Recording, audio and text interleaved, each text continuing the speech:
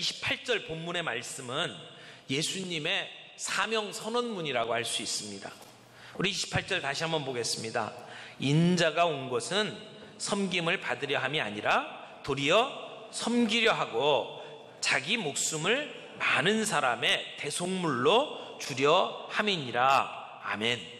예수님은 섬기려고 이 땅에 오셨다라고 자신의 사명을 이렇게 말씀을 하셨습니다. 섬김을 받으려고 오신 것이 아니라 섬기러 왔다. 예수님은 인생을 살다 보니까 이 세상이 너무 어그러지고, 그리고 예수님을 대적하는 사람들 때문에 이렇게 치이고 저렇게 치여서 어쩔 수 없이 십자가를 진 분이 아닙니다. 그분은 십자가에 죽기 위해서 오신 분입니다. 그분의 인생의 걸음걸음은 골고다를 향한 걸음이었습니다. 그분은 죽기 위해서, 섬기기 위해서 이 땅에 오셨고 그 사명을 이루신 분입니다. 그것도 구약의 선지자들이 예언한 것처럼 그 모든 그분의 가야 할 길들을 이미 하나님께서 예언을 해주셨고, 오늘 본문처럼 예수님은 자기 자신의 삶이 어떤 삶인지를 보여주셨고, 그리고 그 길로 가셨습니다. 오늘 우리는 그 예수님을 따라가는 제자들입니다. 좋은 제자는 스승과 함께 합니다. 좋은 제자는 스승의 뒤를 쫓아갑니다. 우리가 배울 때에는 목표가 있지 않습니까? 피아노를 배우면 피아노를 잘 치는 선생님을 우리가 따라가고 싶어서, 또 성악을 잘하는 분이 있으면 그분 밑에 가서 나도 저분처럼 노래를 잘 부르고 싶어서. 오늘 우리는 예수님을 쫓아가는 사람들입니다. 왜요? 예수님처럼 위대한 생애를 살고 싶어서. 여러분, 식사를 하는데 옆에서 시중 드는 사람은 높은 사람입니까? 낮은 사람입니까? 대부분은 낮은 사람이 합니다. 다른 사람을 섬기는 일은 대부분 계급이 낮거나 또 돈을 벌기 위해서 하는 사람들이 하는 것이죠. 그런데 우리 주님은 이렇게 섬기는 자, 식사 시간에 시중 드는 자가 그런 세상 사람들이 보는 의미로 쓰여지는 것이 아님을 이야기를 합니다. 세상 사람들은 어쩔 수 없이 생계를 유지하기 위해서 섬기는 섬김이지만, 예수님의 섬김은 자원해서 섬기는 겁니다. 낮아서, 계급이 낮아서 하는 것이 아니라 높음에도 불구하고 내려와서 하는 섬김입니다. 그러므로 그 섬김은 수치스러운 일이 아닙니다. 의미 있는 겁니다. 가치 있는 일입니다. 여기에 섬김의 개념이 바뀌는 겁니다. 이것이 혁명입니다. 오늘 우리 그리스도인들의 섬김은 낮아서 어쩔 수 없이 굽신거리는 것이 아니라, 그렇게 안 해도 됨에도 불구하고 우리가 스스로 낮아지고 섬기는 것을 이야기하는 겁니다. 거기에 의미가 있고 그것이 하나님 나라의 특성이고 그리스도인들의 삶의 표지라고 하는 것입니다. 그래서 예수님이 가르쳐 주신 그 이후에 예수님의 제자들은 자기 자신을 종이라고 밝혔습니다. 교회의 지도자들을 종이라고 이야기를 했습니다. 물론 요즘은 좀 사회가 이상하게 바뀌어가지고 종 뒤에다가 님자를 붙여요. 그래갖고 교회에 어떤 목사님들 오시면 이게 주님의 종님이라고 이야기를 해요. 여러분, 종에는 님자를 붙이는 게 아닙니다. 다른 걸 붙이죠. 종님이 어디에 있습니까? 종이면 종이지. 근데 우리는 종님으로 떠받드는 이상한 일들을 합니다. 사도 바울은요, 자기 자신을 그리스도의 종이라고 이야기를 합니다. 종의 의미가 바뀐 겁니다. 정말 가치 있는 것이 되는 겁니다. 어떻게 우리가 종으로 섬길 수 있습니까? 내가 스스로 낮아져서 종으로 섬기는 건 불가능한 이야기입니다. 그렇게 하고 싶은 사람이 어디에 있습니까? 그런데 주님의 사랑을 받으면, 그 은혜가 무엇인지를 깨달으면 우리는 예수님처럼 살아갈 수 있습니다. 예수님이 내가 섬김을 받으러 온 것이 아니라 섬기러 왔다라고 말씀하신 것이 우리들의 가슴 속에 무슨 의미인지로 살아오기 시작을 합니다. 그러면 우리도 예수님처럼 섬기는 삶으로 바뀔 수 있다는 겁니다. 하나님의 사랑을 받았고 그 은혜를 누리면 우리는 섬길 수 있습니다. 오늘 그 은혜 아니면 나 설 수 없다고 찬양하지 않았습니까? 종종 우리는 섬기면서도 섬김 그 자체를 수단으로 바꾸는 경우들이 있습니다. 섬기면 섬겨야 되는데 그렇게 함으로 말미암아 다른 사람들에게 인정받기를 원하고 더 높은 자리로 올라가려고 하는 수단으로 사용한다는 것입니다. 그러나 우리에게 필요한 것은 내려가는 삶입니다. 섬기는 삶입니다. 정말 은혜를 받았다면 섬기게 되어 있습니다. 여러분, 그 아름다운 영화 배우 중에 오드리 헵번이라고 하는 분 기억하시죠? 그분은요, 세계 2차 대전 때 고아였습니다. 굶주리고 그래서 길거리에서 굶어 죽을 지경에 있었던 소녀였습니다. 근데 길거리에서 쓰러져 죽어가고 있을 때에 어떤 사람이 그 소녀를 발견을 하고 살려냈습니다. 그리고 그 후에 국제 아동 보호 단체인 유니세프에서 그분에게 빵을 제공해서 그걸 먹고 살아났습니다. 그러니까 오드리 헵번은 늘 마음속에 이 유니세프를 자기의 생명의 은인이라고 생각을 했습니다. 자기를 살린 기관이잖아요. 그래서 평생 유니세프와 함께 살면서 굶주린 수많은 아이들을 돌보면서 살았습니다. 그래서 이렇게 늘 이야기를 했답니다. 절망의 늪에서 나를 구해준 분들을 위해서 이제는 내가 봉사할 차례입니다. 자기를 건져준 것이 너무나도 감사하기 때문에 그 은혜를 갚기 위해서 내가 봉사합니다. 그래서 그는 유명한 배우였음에도 불구하고 그의 많은 시간을 섬기는 일에 썼습니다. 여러분, 이것이 우리 그리스도인들이 가져야 될 섬김의 동기라고 생각을 합니다. 내가 받았기 때문에, 내가 은혜를 받았기 때문에, 그 주신 은혜가 너무나도 감사해서 우리는 섬기는 자리에 갈 수가 있다는 것이죠. 두 번째로 말씀을 드리고 싶은 것이 이 섬김은 십자가 신앙의 핵심입니다. 여러분, 우리가 예수 믿는다라고 하는 것은 예수님을 닮는 거잖아요. 예수님이 어떤 분입니까? 하나님과 동등하신 분이었습니다. 하나님의 본체셨습니다. 근데 그 하늘의 모든 특권을 버리고 이 땅에 내려오셔서 종의 형체를 취하셨습니다. 그러므로 종됨, 섬김은 예수님의 본성입니다. 억지로 하신 게 아닙니다. 그 속에서 우러나와 하시는 일들이었습니다. 예수님은 그래서 우리들에게 모범을 보이셨습니다. 제자들의 발을 씻겨주셨습니다. 선생이 제자들의 발을 씻겨주신 겁니다. 마지막에는 자신의 목숨을 대속물로 우리에게 주셨습니다. 십자가에 돌아가셨습니다. 그러므로 예수님의 섬김이 가장 아름답게 드러난 곳이 십자가입니다. 섬김의 극치는 십자가입니다. 그러므로 오늘 우리가 신앙생활하는 것은 바로 이 십자가 신앙에 기초한 거잖아요. 오늘 우리들이 살아가는 삶의 기초는 십자가이어야 합니다. 그 십자가를 통해서 우리에게 보여주신 희생, 섬김을 따라가는 것이 우리 그리스도인의 삶이 아닙니까? 28절에 인자가 온 것은 섬김을 받으려 함이 아니요 도리어 섬기려 하고 자기 목숨을 많은 사람의 대속물로 주려 함이니라. 여기 28절에 한글 성경에는 번역이 안 된 말이 있습니다. 바로 맨 앞에 같은 방식으로 이와 같이라는 말이 들어있습니다. 그러니까 뭐가 이와 같이냐면 26절, 27절에 주신 말씀을 이야기하는 겁니다. 누구든지 크고자 하면 섬기는 자가 되어야 되고 으뜸이 되고자 하면 너희는 종이 되어야 한다. 이와 같이 예수님이 이렇게 했다. 이렇게 설명을 주시는 거죠.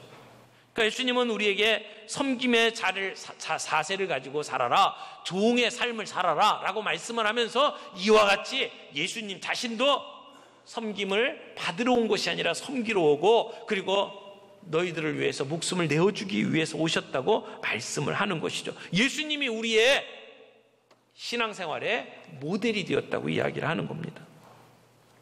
우리는 예수님을 따라가는 제자입니다. 제자는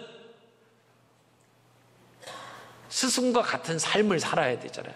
스승은 섬기려고 오셨는데 우리는 섬김을 받기 위해서 산다면 그건 제자가 아닙니다. 종이 상전보다 높지 못하고 제자가 그 선생보다 높지 못하다고 이야기를 합니다. 그러므로 우리 주님이 그렇게 사셨다면 우리가 마땅히 그렇게 살아야 합니다. 그런데 오늘 우리 교회의 지도자들은 성공과 탐욕으로 오염되어 가고 있습니다. 오늘 많은 교회의 지도자들이 성공과 출세에 눈이 멀어서 우리 교회를 잘못된 방향으로 이끌어가고 있습니다. 저부터 시작해서 모든 목회자들이 회개해야 될 일이라고 생각을 합니다. 섬김이, 십자가의 희생이 오늘 우리 교회의 주춧돌이 되어야 되는데, 낮아져야 되는데 우리는 자꾸 높아지려고 합니다.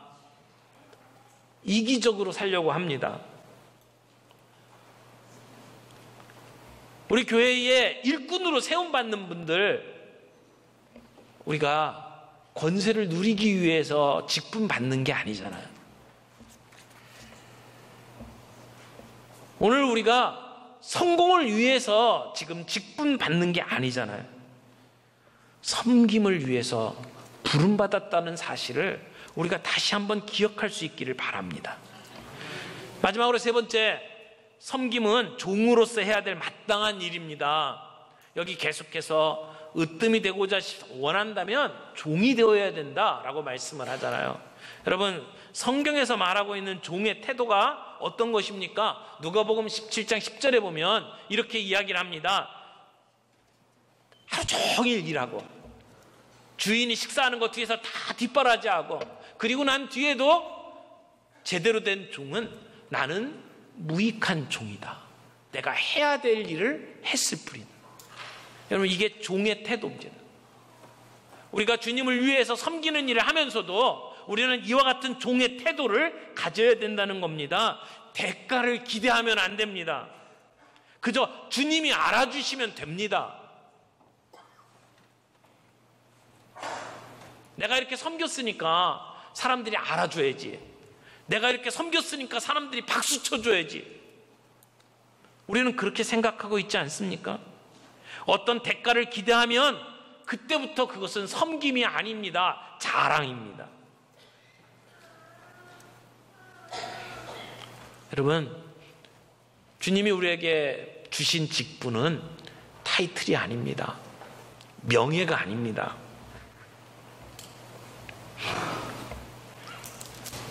맡은 자에게 구할 것은 충성이니라 말씀하셨고요. 또 겸손으로 허리를 동이고 섬기라고 말씀을 하셨습니다. 우리가 그런 종의 자세를 가지고 살아갈 때 언젠가 주님 앞에 서게 되면 주님은 우리에게 그렇게 말씀하실 겁니다. 잘했다. 착하고 충성된 종아. 여러분, 우리가 하고 있는 일, 우리에게 맡겨주신 일, 거기에 충성할 수 있기를 바랍니다. 비교하지 않기를 바랍니다. 어떤 사람은 이렇게 해서 칭찬받고, 나는 빛이 없다, 나는 사람들이 안 알아준다, 비교하지 말기를 바랍니다. 비록 왕이라고 할지라도 억지로 하면 그는 매여있는 노예입니다. 비록 허드렛 일을 하지만 기쁨으로 자원해서 하면 그가 왕입니다. 그가 자유자입니다. 오늘 우리들에게 주신 직분을 가지고 능동적으로 자원해서 주님을 섬길 수 있는 저희들이 되기를 바랍니다. 영화 얘기를 했습니다만 그 서서평 선교사님이요, 일제강점기 때 우리나라에 오셔서 검정 고무신 신고 무명 한복 입고 그리고 전라도 일대를 돌아다니면서 선교를 하신 분입니다. 제주도에 가도 그분의 기록이 남아 있습니다. 그분이 한 달 동안 전라도를 순회한 다음에 이런 글을 남겼습니다. 이번에 만난 여성 500명 중 이름이 있는 사람은 10명뿐입니다. 1921년 조선 여성들은 이름 없이 큰 년이, 작은 년이, 언년이, 갓난이, 개똥이 등으로 불립니다. 이들에게 이름을 지어주고 글을 가르쳐주는 것이 저의 가장 큰 기쁨입니다. 이렇게 기록을 했어요. 이분은 원래 이름이 엘리자베스 요한나 셰핑이라는 분입니다. 한국에 처음 올 때 간호사로 왔습니다. 근데 그때 이 조선의 상황은 말할 수 없는 가난한 그러한 상황이었고 전염병으로 대부분이 환자였던 그러한 시절이었습니다. 그러나 이분은 한국 땅에 와서 선교사로 군림하지 않았습니다. 어떤 선교사님들은 자기 집 양옥집 잘 짓고 그리고 그 서양 옷 입고 그러면서 좀 차별화된 삶을 살면서 선교사로 일한 분도 있지만 이분은 한국에 들어오셔서 한국 사람하고 똑같이 사셨습니다. 똑같이 검정 고무신 신고 무명 한복 입고 그리고 자기의 이름도 셰핑이 아니라 한국 이름으로 바꿨습니다. 서평.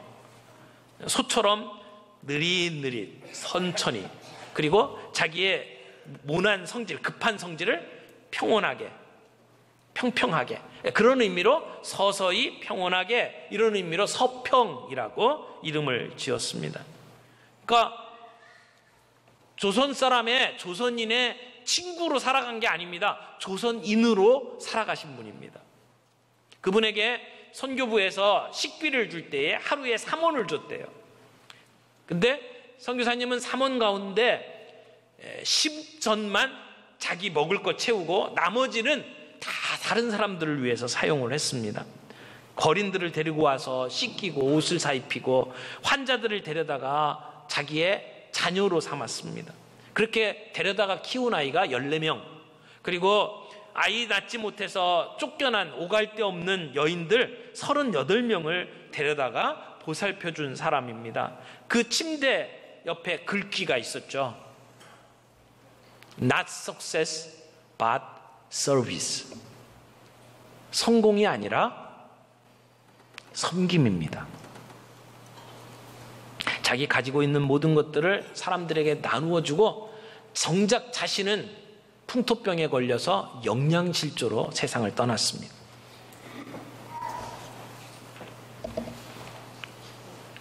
그분이 교회의 여전도회를 처음 시작하신 분이고요. 전주에 가면 한일 장신대라고 하는 대학교가 있는데 그 대학교의 전신 학교를 세운 분입니다. 여일학교라고 하는 이일학교라고 하는 학교를 세운 분이고요. 한국의 간호사들의 모임을 만들었던 간호사 협회를 만든 분입니다. 한국 땅에서 정말 많은 일을 했습니다. 그분이 세상을 떠났을 때에 전라도 광주에 처음으로 전라도 광주 지역의 사회장으로 장례를 치렀습니다. 1000여 명이 함께 모여들어서 어머니를 외치면서 그러면서 장례가 치러졌다고 이야기를 합니다. 여러분 이런 정말 위대한 삶, 아름다운 삶이 있는가 하면 여러분 모차르트 한번 생각해 보세요. 모차르트의 그 천재성은 누구나 다 알잖아요. 8살 때 왕 앞에서 연주를 했던 사람입니다. 어떤 음악이든지 한번 들으면 그걸 갖고 악보로 써내는 사람이었습니다. 유럽 전역을 돌면서 연주할 때 수많은 사람들이 환영했습니다. 교황에게 훈장도 받았습니다. 근데 이 사람이 35살에 요절했거든요. 진눈깨비가 내리는 날 모차르트가 세상을 떠났습니다. 그의 장례식에 몇 명 모였을까요? 한 명도 오지 않았습니다. 유족도 오지 않았습니다. 다만 묘지에서 무덤을 파고 묻는 인부 한 명, 그 사람이 혼자서 쓸쓸하게 그의 시신을 묻었다고 이야기를 합니다.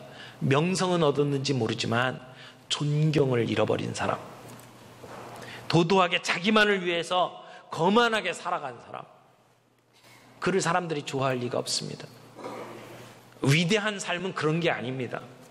오늘 우리가 그리스도인으로 살아가면서 위대한 삶을 살기를 원합니다. 예수님처럼 이것이 내 인생의 사명이다 라고 우리가 붙잡고 살아가는 삶이 있기를 바랍니다. 여러분, 섬길 수 있기를 바랍니다. 섬김이 대단한 게 아니에요. 우리 일상 속에서 가장 작은 데서부터 시작할 수 있다고 저는 생각을 합니다. 우리가 예배 시간마다 인사할 때 이렇게 인사하잖아요. 여호와께서 함께 하시기 바랍니다. 여호와께서 복 주시기 바랍니다. 그런 인사하잖아요. 근데 여러분, 룻기 2장에 보면 이 인사를 누가 하느냐면요, 여호와께서 함께 하시기 바랍니다. 이 인사는 보아스의 인사입니다. 자기 집안에서 일하고 있는 일꾼들에게 먼저 찾아가서 보아스가, 사장이 먼저 이야기를 하는 거예요. 여러분에게 여호와가 함께 하시기를 원합니다. 그렇게 인사를 하면 그 일꾼들이 거기에 대해서 반응을 보이면서 여호와께서 복 주시기를 원합니다. 그렇게 했던 인사예요. 여러분, 나이 든 사람이, 사장이, 사람들을 고용하고 있는 사람이 먼저 가서 인사하는 것, 이게 섬김 아닐까요? 오늘 우리 교회 안에 이런 섬김들이 있기를 바랍니다. 내가 먼저, 나이가 들고 교회 안에서 어떤 직분을 가졌는지 모르지만 우리가 먼저 찾아가서 먼저 인사하는, 그게 섬김입니다. 다른 사람이 탈 수 있도록 엘리베이터 문 붙잡고 기다려주는 것이 섬김입니다. 남들이 꺼려하는 일, 내가 그 일을 감당하겠다고 나서는 일이 섬김입니다. 사소한 데부터 우리의 섬김이 시작된다고 생각합니다. 우리 기독교의 문화는 위에 있는 사람, 높은 사람이 먼저 내려와서 섬기는 것이어야 합니다. 에헴하고 사람들이 나에게 대접 안 해준다고 이야기하는 것이 아니라 내가 먼저 엎드려서 섬기는 일을 하는 것이, 그게 십자가의 정신이고 그게 직분 맡은 자의 삶의 태도입니다. 서로 섬기라고 말씀하신 그러한 주님의 말씀을 따라서 우리도 그렇게 섬기며 살아가기를 바랍니다.